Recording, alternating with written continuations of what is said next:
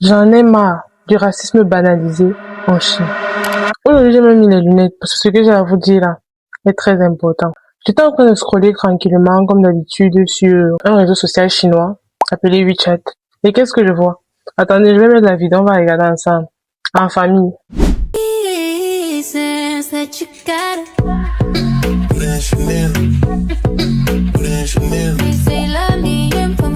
Lorsque vous regardez la vidéo, vous allez vous dire, ah, Edira, c'est juste une jolie fille en train de faire sa transition. Ce qui est le plus normal. Mais c'est quand je suis entrée dans les commentaires que je vois cette argument qui dit, finally, a woman that does some justice to the animal she represents. Ce qui veut dire en français, enfin, une femme qui fait justice à l'animal qu'elle représente. Rien que de dire ça, ça me fait d'abord, ça me fait mal, je suis choquée. J'ai donc pris le commentaire, j'ai montré à ma copine en classe.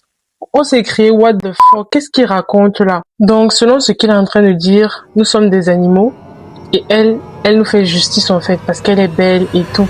Et tout ça parce qu'elle est de couleur noire. Parce que je suis sûre à 100% que c'était une fille blanche qui avait fait ce genre de vidéo sur ce même site chinois.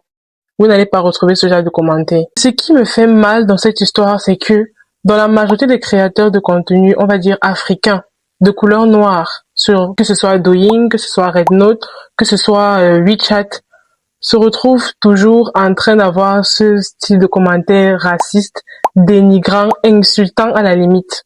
Et c'est de trop. Que ce soit dans la rue, que ce soit sur les réseaux sociaux, c'est tellement banalisé et à un niveau, c'est de trop, il faut dénoncer. Tu vas voir, il y a certains qui reçoivent des emojis de gorille, d'autres des messages haineux like finis tes études, tu rentres dans ton pays. C'est vrai, nous ne sommes pas dans notre pays, c'est votre pays, mais nous sommes des humains. Traitez-nous comme tels.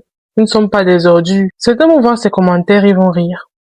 Mais ce n'est pas du tout drôle. Et je trouve que c'est quelque chose à ne pas prendre à la légère. Donc pour ceux qui viennent en Chine ou qui comptent venir faire leurs études ici en Chine, préparez-vous déjà mentalement que le racisme existe. Le racisme est partout. Je ne dis pas que en Chine, il y a un degré de racisme plus que peut-être en Europe. En Amérique, c'est partout. Mais soyez déjà mentalement prêts à vivre ce genre de choses. Et après, tu vas entendre certains dire qu'il n'y a pas de racisme en Chine.